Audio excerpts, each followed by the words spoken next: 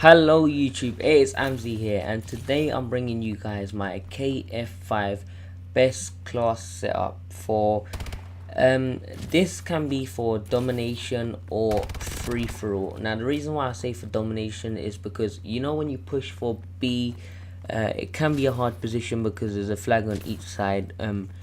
Either the enemy controls one and you control one, and B is the one that you're fighting for, or you control both of them, or they control both of them and you're trying to get one back.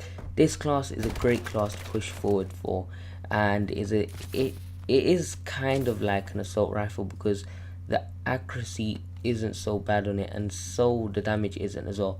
But I would recommend do not stay back with this class. It will just not work. Make sure you push forward with this class and just push forward with it, because the accuracy can sometimes flinch. Now I don't know about the normal one because I haven't really used the normal one that much. I've got an elite version which is the KF5 breakneck. Now the only difference between this and the normal one is let me just go and check. Right, the normal one has one less damage. The accuracy on this one has one less damage in the normal one. Oh, actually that's an enlisted one, sorry. Okay, let me just read it from here. They both got the same damage. The accuracy is one lower and the fire rate is 3 higher, which makes this weapon very strong. So the KF5 breakneck.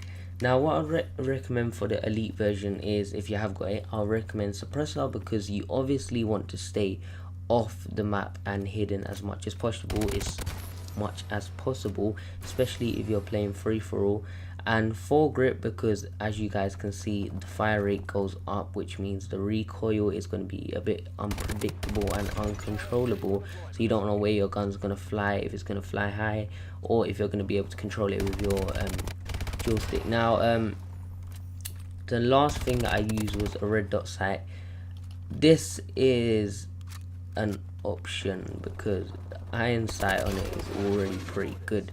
I just like using a red dot sight because I'm much more used to it, and yeah, as you can see in this gameplay, it does make it a lot more easier to spot people who are down below me, and yeah, it does. The red dot sight does make it easier. However, the iron sight is one of the greatest iron sights I've actually seen on in here. It reminds me of the ballista back in Black Ops 2, but without the line. It's got a circle this time. And yeah, so moving on to my secondary. For my secondary, I don't have nothing because I rather have 4 perks running instead of having a secondary, because if you think about it, your secondary does very much less damage, and you rather use, you know, that time when you're in a situation and then you got to switch out to your secondary and use it. There's no point doing that. You'd rather just stay with your normal primary weapon, do more damage, and stick with that. So this is the reason why I don't use any secondary. This is going to be a lot common in my classes. So first perk, I'm using lightweight because obviously you want to run around the map much more faster, and it just moves you faster. It's not really a secondary thing like Modern Warfare 2. It's just the one perk does one thing, so you get to move faster in this one. You get to use, I use blind eye in this one, so I'm undetectable by drones, explosive, and score streaks, except the UAV.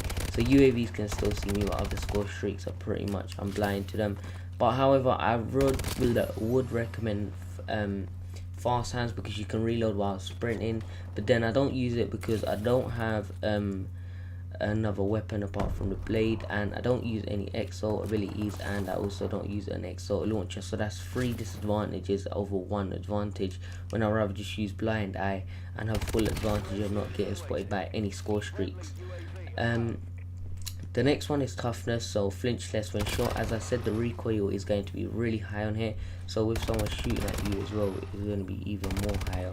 So yeah, you want to have less recoil, so toughness is going to be the best option for you.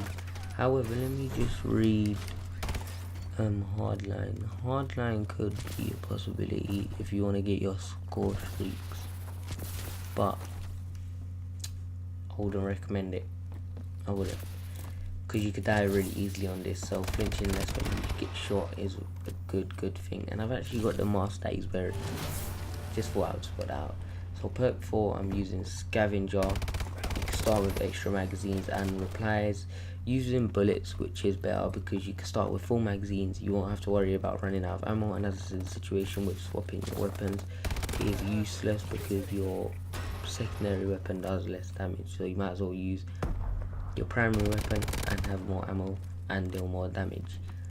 So that's all for my perks. And for my score streaks, I use UAV with paint enemies with each sweep of the UAV, which basically is like the threat grenade. It paints the enemies. You can see them while your UAV sweeps, so you can't constantly see them. You can only pick up a little duration of where they are. Second one is the missile strike. I was going to use the first one when it says split down into thing, but I never actually used that. But you can use that if you want, because it does make it more powerful, but you do have to do more to get that kill streak.